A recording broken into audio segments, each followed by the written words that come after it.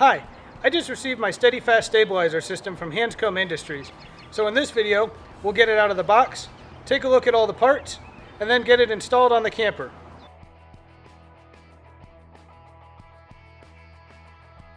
I'm Jason, and this is a Weekend RV Adventures YouTube channel. On this channel, I share some of my favorite camping tips and tricks, some of the places we go, the things we do, and some of my favorite gear. In this video, we're going to take a look at the SteadyFast Stabilizer System, and it arrived yesterday. I'm going to get it unboxed and try and get started on the installation today. For my camper, I ordered the System C with the bolt adapter kit. So that's the system that has no foot plates and bolts directly to the stock leveling system on my Cougar fifth wheel. I also ordered it with the bolt kit, so that means I won't have to weld the adapters to the foot plates. I'll just have to drill a hole and mount the swivels with a bolt. Now let's take a closer look at what came in the package. We have a packet of information, and we'll get to that in a minute. We have the 3 brackets that connect to the frame of the camper. We have the bolt kit to mount the swivel adapters to the foot pads on my camper. And this is again in lieu of the weld-on swivels. We have a hardware kit, 3 little clips, some more brackets, the 3 handles that you'll use to tighten down the system, and then the 3 long arms of the system. Inside the document package, it's quite a bit. I'll try and make sure it doesn't blow away here. It's a little windy.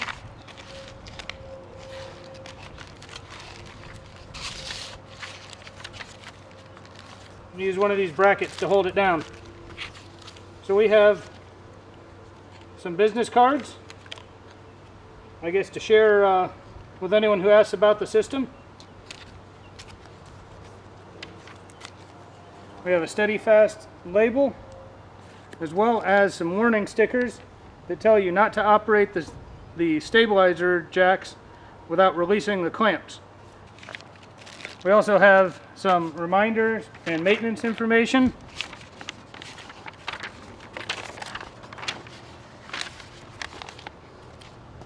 A little brochure about how the system works, and then the installation instructions. And the tools listed here are protective goggles, a power drill, 1/2-inch drive socket set or 3/8 impact wrench, a 7/16, 1/2-inch, 9/16, and 3/4 inch wrench, a sharp 3/16 inch drill for a pilot hole, a 17/64 and 5/16 drill bits, and it says the 17/64 bit is included, and also a light oil or spray lubricant.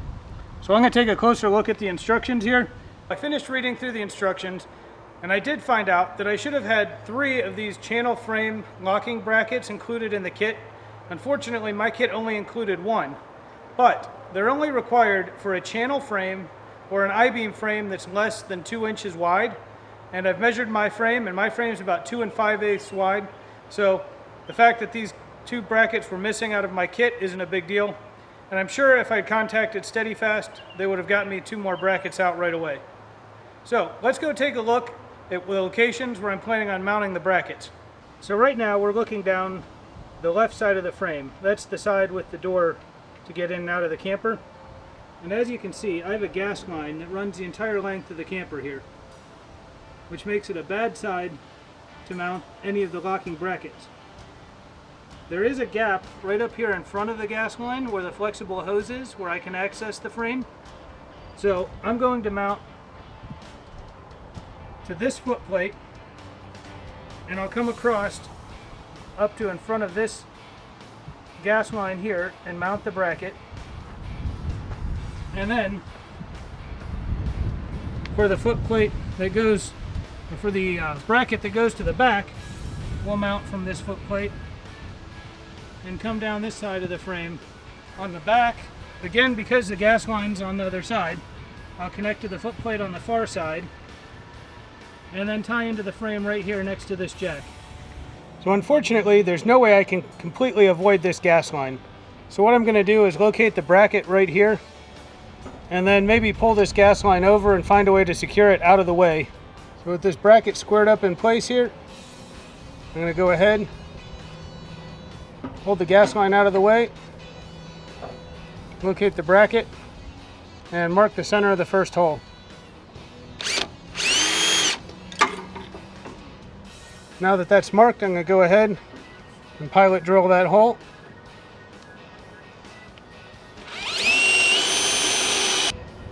Now that the pilot hole's in, I'm going to follow that up with the drill bit that was included with the kit.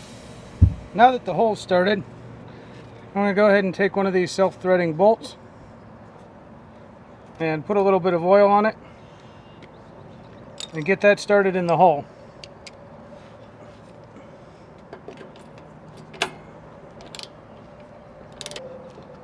Every so often you're going to want to back that up a little bit just to clear any of the threads that are being cut, and then start going again. Okay, it feels like that's fully threaded. So now I'm going to back this out. I'll put the bracket up there and use that as a template. The other 3 pilot holes are drilled, so now I'll open them up and install the lock washers and bolts. I did find it a little difficult to install the self-tapping bolts. So per the manual's instructions, I'm going ahead and starting a 5/16 coarse thread tap in all the holes, and that should let the bolts go in much easier. So that wraps up the installation of the first bracket. You can see I turned the bracket around. That's because the screw and this handle were awfully close to the jack when it came down on this side, and I was worried about the clearance. So I went ahead and spun it around. I don't think that's going to affect the performance. I probably should have put it a little bit further towards the back of the trailer though. So one thing to keep in mind when you're installing this is how close this handle is going to be to your stabilizer jacks. But as you can see, all 4 bolts are in, and now I'm going to move on to the other side and lay out the next one. Now I'm moving on to the front to back stabilizer, and up here in the front of the trailer I can clearly see my frame rail, and back a little ways back where my slide is I can see the frame rail clearly as well. So I'm going to go ahead and snap a chalk line along the underbelly. That way I know exactly where that frame rail is down the length of the camper. Okay, with that chalk line in place, I'm now going to follow the recommendation of starting at about 60 inches back and looking for a spot to locate the bracket. So for me, 60 inches back puts it right about here. And I've got a bolt that's bolting the side panel onto the frame right there.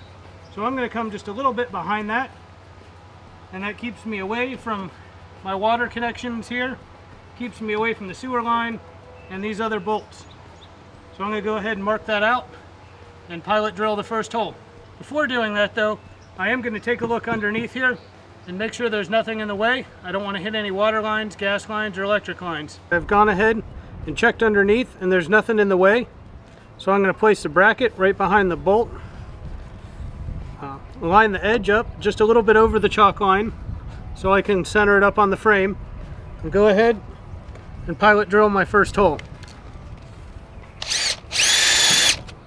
As I mentioned before, I decided to start these holes with a tap, so I'm going to go ahead and use my drill on low speed and just take it nice and slow and start that tap in there. You always want to make sure you back it out a little bit so that you don't snap the tap off.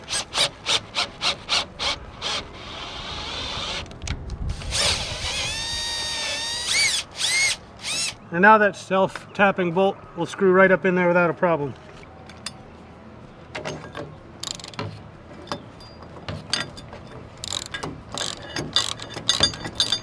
Okay, with that one started, we'll just square it up. Go ahead and pilot drill the other 3 holes. Again, I started all these holes with a tap, so I'm just going to use my drill and drive them right up in there. Now I'll just go back with the socket wrench and tighten them all down.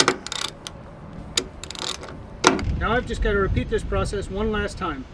This will be for the last stabilizer bar, and it'll go from that jack on the far side, that's the door side of the camper, across, and I'll tie it into the frame right up here next to the stabilizer jack on this side. I found that although it adds an extra step, it's actually faster once the pilot holes are drilled to go ahead and remove this bracket and then open up the holes, run the tap through, and then go put all 4 bolts in. that wraps up the installation of the last bracket. Now I'll move on to mounting the swivels onto the pads of my fifth wheel's leveling feet. The instructions call for it to be mounted in between the two ribs and about an inch away from the edge. So before I can do that, I'm going to have to raise up my jacks and hook up to my truck so that I can get the front landing gear off the ground.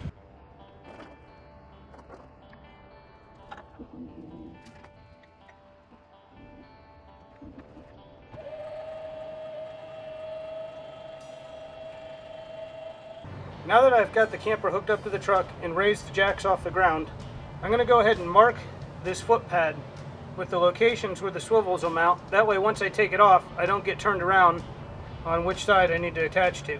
So on the rear, this will be the one going front to back. And then for the side to side bracket, it'll be mounted over here. Because there's a rib right here directly off to the side, I'm going to have to come back a little bit to mount that one. I'm going to do the same thing on the back pad, and then I'll remove that and then get started on drilling the holes for mounting the swivels.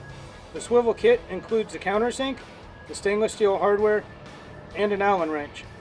So all you'll need is a 9/16 open-end wrench for tightening down the nut on the top. Now I'm going to go ahead and take these foot plates that I've marked out and pilot drill a hole. And then I'll follow that with a 3/8 drill, and then we'll flip it over and use the countersink so that the stainless steel bolts sit flush on the bottom of the pad.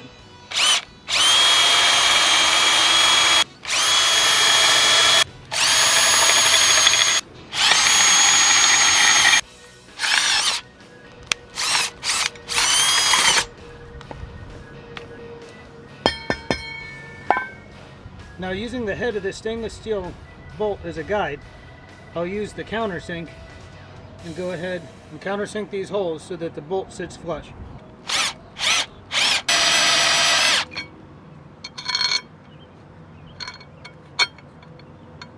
All three holes have been drilled and countersunk, and as you can see, the bolt sits flush. So now I'm going to go ahead and put a little bit of paint on those machine surfaces to prevent them from rusting out too bad. Although I don't know how much good it's going to do because the bottom of the pad's already all rusted. But I'm going to do that, and then I'll install the swivels, get those back on the camper. I've moved into the garage because I'm just about out of daylight, but the paint's had enough time to dry a little bit on the bottom of these pads. So I'm going to go ahead and get them installed so I can get the foot pads back on the camper and get it disconnected from my truck so I can go to work in the morning. I've added a little bit of grease to the head of the threads on these bolts, and that's to prevent galling because we've got stainless bolts and stainless nuts. So we'll put that in, flip it over, install the large washer, install the swivel, install the smaller washer, and then the nut.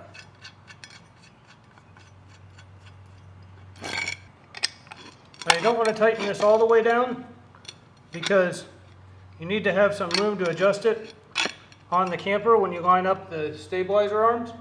So I'm just going to leave it right there, and this will get snugged up once we put everything together. Now I'm just going to go ahead and do the same thing on this next one for both holes. Well, I just finished getting the feet on the jacks and it's starting to rain, so I'm definitely calling it a night. So far the installation's gone pretty well. And when we're all done, I'll give you a wrap-up of what I think was good and what I didn't like about the installation process. If you've enjoyed the video so far, please go ahead and give it a thumbs up. And after the video is done, take a look at the channel. If you like what you see, subscribe. Okay, it's actually 2 days later now, and I've just got home from work and got everything laid out and ready to finish the installation of the SteadyFast Stabilizer System. If you remember where I left off, I had just mounted the swivels on the foot plates, and the frames are all mounted on the brackets are all mounted on the frame. Now I'm going to go and lay out all the parts for the stabilizer arms and finish the installation. So here's the stabilizer arms. As I was laying them out, I was quite impressed with the weight of the arms, so I actually took them inside and put one on the scale, and the arm itself weighs about 7.5 pounds, which is significantly heavier than what I expected. On one end of the arm, we have an eye that will hook into the swivel, along with a bolt, a lock nut, and a lock washer. At the middle of the arm, we have 2 bolts that are used to adjust the length of the arm, and a note that came with the bolts saying to go back and forth tightening them about 3 times. That'll make sure you've got a nice and secure stabilizer arm. And then at this end, it's just a curved end that'll hook into the bracket that we mounted to the frame. If I zoom back out, you'll be able to see that 2 of the arms are longer than the other. The top 2 arms will be the ones that go side to side across the frame, and then the shorter arm is the one that goes front to back. Okay, to get the brackets ready to install the arms, there's 3 pieces we need to put on. The first is this piece. That's what will clamp the arm in place. Second is the handle. And the handle is what will be used to tighten everything down when you're locking the system down. And lastly is a lock nut on the bottom. And that lock nut's tightening up. That'll have to get tightened down with a wrench to make sure it's on there good. And that is to prevent this handle from falling off in case you don't tighten it down before traveling. Okay, with this bracket all ready to go, I'm going to go ahead and get the other 2 set up the same way, raise the front jacks up all the way, and then get started on installing the stabilizer arms. Alright, I've got everything laid out, and I'm going to get started on installing this first stabilizer arm. I've already started the bolts in here. And I'm going to go ahead, put the end into the frame bracket first, and then line this end up into the jack. Hopefully that'll hang there. And I can get the bolt put into the swivel. Get the nut started. Okay, so over here I've rotated the arm so that the angle is pointed down. That way when the jack comes down, it'll level that out. And now we're going to get our 7 inches of clearance adjusted. So right there, we're at about 7 inches. I'm just going to go ahead and snug this up a little bit just to hold it in place. I'll double check my 7 inches. And now move over and tighten down the bolts. So I'm going to go ahead and snug these up just a little bit. And then I'll go over and snug up the swivel. Okay, now I'm at the swivel. I'm going to go ahead and snug this one up a little bit as well.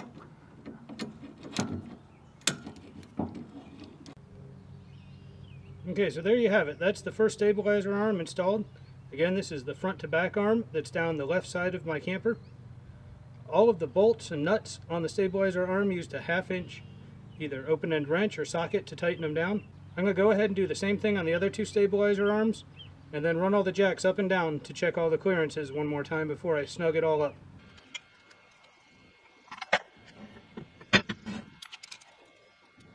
So as you can see here, the front of the camper is up on the truck, so it's pretty high. So when I run this jacks down to check the stroke, I should be in a worst case scenario.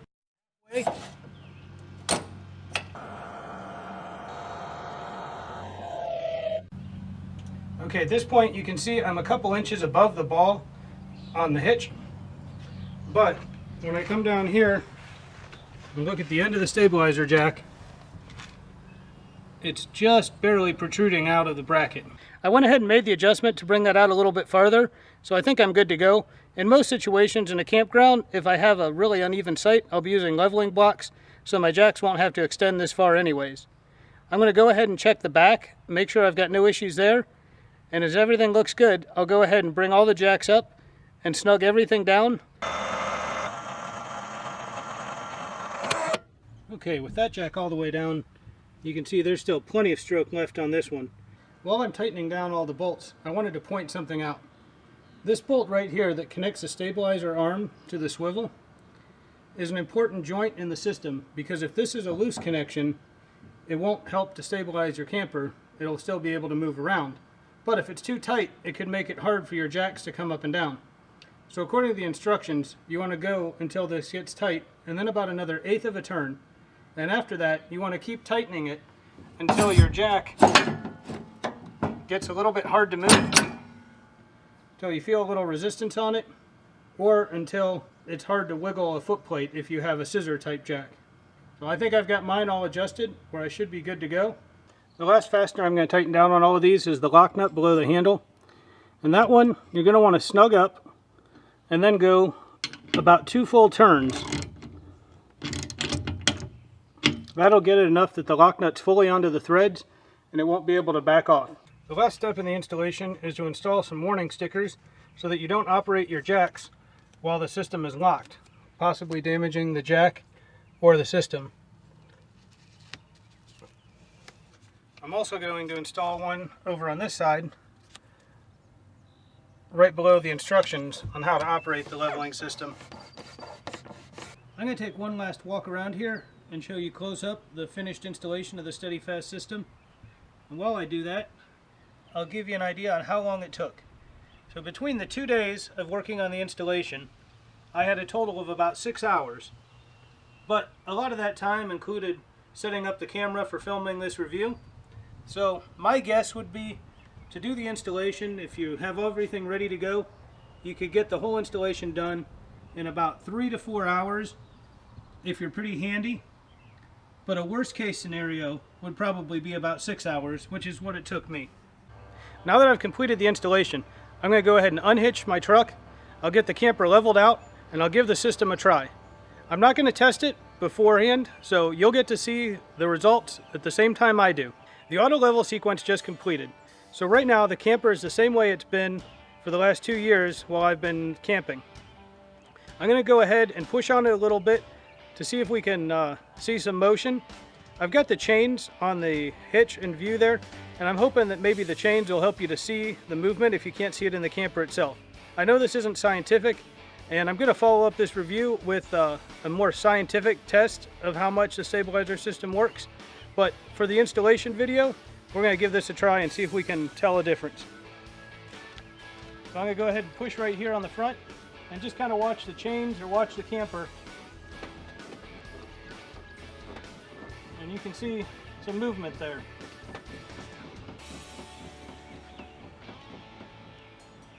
I'm going to take you with me as we walk around and lock down the stabilizer system so you can see exactly how long it takes.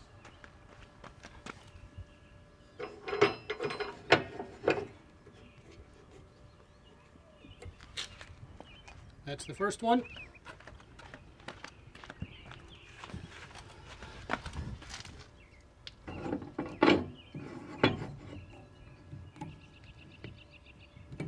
I'm sorry if it's a bouncy ride. There's the second. And it's a little dark down here, but there's the third one. I've got the camera set back up in the exact same spot it was for the first test. So now with the stabilizer system locked down, let's go ahead and give it another push and see what happens.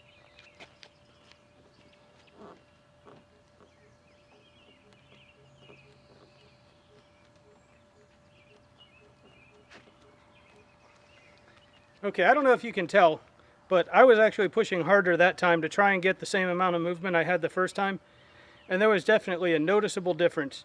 The chains were barely shaking, and the first time I could feel the camper starting to rock and move back and forth with my motion. This time, every time I pushed, it was like I was pushing against a stationary object.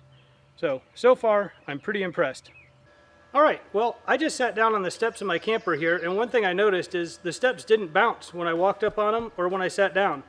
I've just gotten used to the fact that camper steps bounce up and down when you come in and out, or if you sit down on the steps like I am now, but these are nice and solid, so again, I'm pretty impressed with the system.